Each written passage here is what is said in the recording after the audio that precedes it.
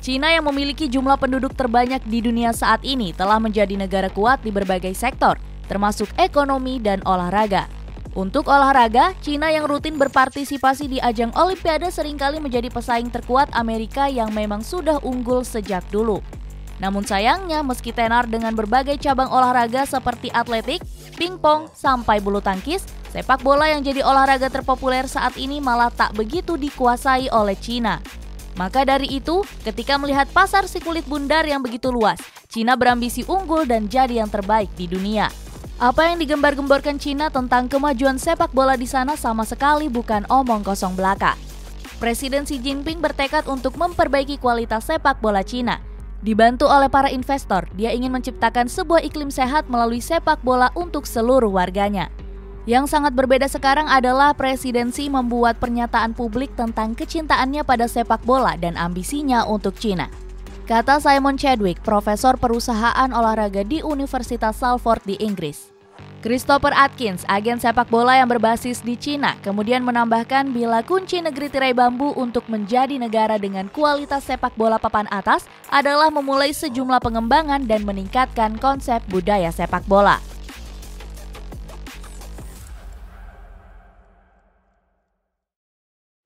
Pengembangan sepak bola dalam negeri. Pengembangan yang dilakukan untuk meningkatkan kualitas sepak bola adalah China lebih dulu membenahi sejumlah fasilitas. Diberitakan oleh situs Xinhuanet, China berencana membangun 18 kota sepak bola dalam jangka waktu 5 tahun, di mana proyek tersebut sudah dimulai sejak 2021 lalu. Pada tahun 2025 nanti, diharapkan setiap kota memiliki setidaknya 2 klub profesional dan 1 pusat pelatihan untuk pemain muda. Administrasi Umum Olahraga Negeri Cina dan Asosiasi Sepak Bola Cina diketahui telah menyediakan 5-10 juta yuan atau setara 1,56 juta dolar Amerika Serikat per kota setiap tahun untuk mendukung pengembangan sepak bola. Setiap pemerintah kota juga diminta untuk menginvestasikan setidaknya 30 juta yuan atau setara dengan 4,7 juta dolar Amerika Serikat dalam sepak bola setiap tahun jika terlibat dalam program tersebut. Lebih dari itu, setiap kota juga diberi tugas untuk memperkuat asosiasi sepak bola lokal, mengoptimalkan struktur ekuitas klub profesional, meningkatkan sistem kompetisi, membangun fasilitas sepak bola, sampai menumbuhkan budaya sepak bola. Dalam menumbuhkan budaya sepak bola, pemerintah Cina akan gencar memperkenalkan sepak bola sebagai sarana untuk menciptakan masyarakat ceria, sehat, dan bersemangat guna mencapai kemajuan. Filosofi tersebut dipercaya diambil dari budaya tradisional bangsa Tiongkok. Pemerintah Cina menargetkan 20.000 sekolah yang memiliki aktivitas sepak bola di dalamnya. Proyek jangka panjang yang memang lebih menyasar pemain berusia muda ini ditargetkan menggait sebanyak 50 juta partisipan. Cina yang bertujuan menjadi tim terbaik di dunia juga tak lupa untuk meningkatkan jumlah pelatih dan wasit. Dari situ, pemerintah akan memperkuat pembinaan guna menciptakan pelatih dan wasit berkualitas yang mampu membangun sepak bola di kalangan perkotaan sampai ke pelosok desa. Keseriusan Cina untuk membangun iklim sepak bola yang sehat juga tertuang dalam langkah tegas mereka yang tak ragu memberantas segala kecurangan termasuk korupsi. Pada awal abad ke-21, sepak bola Cina seringkali dihujani oleh praktik korupsi hingga pengaturan skor. Namun terhitung sejak 2009, mereka mendirikan sebuah gerakan untuk membumi hanguskan praktik terlarang tersebut. Dalam agenda ini, media turut berperan memberi nama yang terlibat, sekaligus menayangkan secara langsung pengakuan para pelaku korupsi maupun pengaturan skor. Sampai pada tahun 2013, seluruh praktik kecurangan dalam dunia sepak bola Cina terbongkar hingga ke akar. Itu tak lepas dari peran Xi Jinping yang meminta KPK Cina untuk menyelidiki segala kasus kecurangan. Hasilnya ditemukan sebanyak 33 orang pelaku sepak bola yang dihukum seumur hidup tidak boleh aktif di segala aktivitas yang dilakukan Federasi Sepak Bola Cina. Pada tahun sebelumnya, KPK Cina juga berhasil menangkap sebanyak 50 pelaku kecurangan yang semuanya telah dijebloskan ke dalam penjara. Buah dari bersihnya sepak bola Cina membuat lebih banyak pengusaha tak ragu menginvestasikan uangnya untuk sepak bola Cina. Pengenalan sepak bola Cina ke pasar global. Langkah berikutnya yang dilakukan Cina untuk meningkatkan kualitas sepak bola mereka adalah dengan merangkul pasar global. Harus diakui, bila selain membangun pondasi yang kokoh dari dalam, Cina juga perlu memperkenalkan sepak bola mereka ke seluruh pelosok dunia. Hal itu bertujuan untuk membangun citra positif dari sektor olahraga sepak bola. Melalui pengenalan sepak bola ke pasar global itu pula, Cina ingin membangun hubungan baik dengan sejumlah negara untuk kian meningkatkan mutu sepak bola mereka. Salah satu cara yang paling sering digunakan Cina untuk menjalin hubungan dengan dunia luar adalah dengan menyediakan lahan bagi klub-klub besar Eropa agar mau menggelar pertunjukan di sana. Kedatangan Real Madrid pada tahun 2003 silam menjadi salah satu keberhasilan Cina dalam menjalin kerjasama. Mereka mendapat untung dengan lebih dikenalnya Cina di mata dunia dalam sektor sepak bola. Pun sebaliknya, mereka juga turut memberi untung kepada klub raksasa asal Spanyol tersebut. Dikatakan selepas kedatangannya ke Cina, Real Madrid berhasil menjual sebanyak 200.000 jersey klub hanya dalam kurun waktu 17 hari saja. Dari situ, Cina mulai menjadi tujuan rutin klub sepak bola Eropa yang seringkali melakoni tur pramusim. Real Madrid, Manchester United, FC Barcelona, sampai Chelsea jadi tim yang akhirnya memiliki banyak sekali penggemar di Cina. Dalam kurun waktu beberapa tahun ke belakang, FC Bayern juga dinobatkan sebagai tim paling diperbincangkan di sana.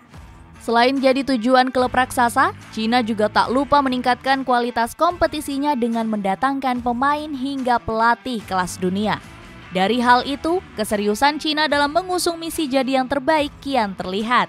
Hubungan yang mereka bina dengan menggait tokoh berpengaruh sepak bola berhasil membuat kompetisi di sana diperbincangkan dan memiliki kualitas yang tak bisa diremehkan. Guangzhou Evergrande, Beijing FC, Shandong Luneng, Shanghai SIPG, sampai Shanghai Shenhua akhirnya jadi sejumlah tim terpopuler di Asia bahkan dunia. Beberapa nama besar macam Carlos Tevez, Didier Drogba, Obafemi Martins, Dembaba, hingga pelatih Marcelo Lippi, Manuel Pellegrini, Luis Felipe Scolari, dan Sven-Göran Eriksson juga jadi tokoh yang turut meramaikan kompetisi sepak bola Cina. Setelah menjadi tempat berkumpulnya klub raksasa yang lakoni tur ke Asia, sampai mendatangkan sejumlah nama penting dalam sepak bola di kompetisi lokal, Cina tak lupa memanfaatkan produk ternama mereka.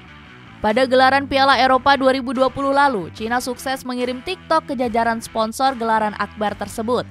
Dikatakan ini menjadi yang pertama kalinya platform hiburan digital mensponsori turnamen internasional besar untuk UEFA. Kerjasama TikTok dan UEFA ini mengawali langkah untuk membawa jenis mitra baru ke UEFA Euro 2020.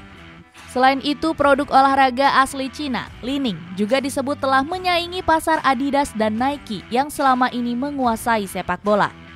Aku dapat membayangkan Cina dalam 10-15 tahun ke depan akan menjadi raksasa industri olahraga dengan cara yang sama seperti Amerika saat ini, kata Chadwick, sosok yang telah mensurvei proyek jangka panjang sepak bola Cina.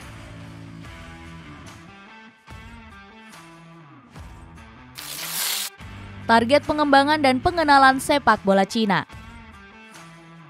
Dengan memperkenalkan produk asli dalam negeri, reputasi Cina dalam dunia olahraga, khususnya sepak bola, akan semakin diakui. Dengan begitu, langkah mereka yang sebelumnya berhasil menggelar ajang Olimpiade berpotensi mulus untuk melanjutkan ide menjadi tuan rumah Piala Dunia, setidaknya tahun 2034 mendatang. Presiden Xi Jinping mengatakan bila Qatar pada 2010 atau jauh sebelum mereka akan menggelar Piala Dunia 2022 merupakan negara yang biasa-biasa saja. Berkaca dari situ, menurutnya Cina juga seharusnya bisa mewujudkan mimpi menggelar gelaran terbesar sepak bola itu pada 2034 mendatang.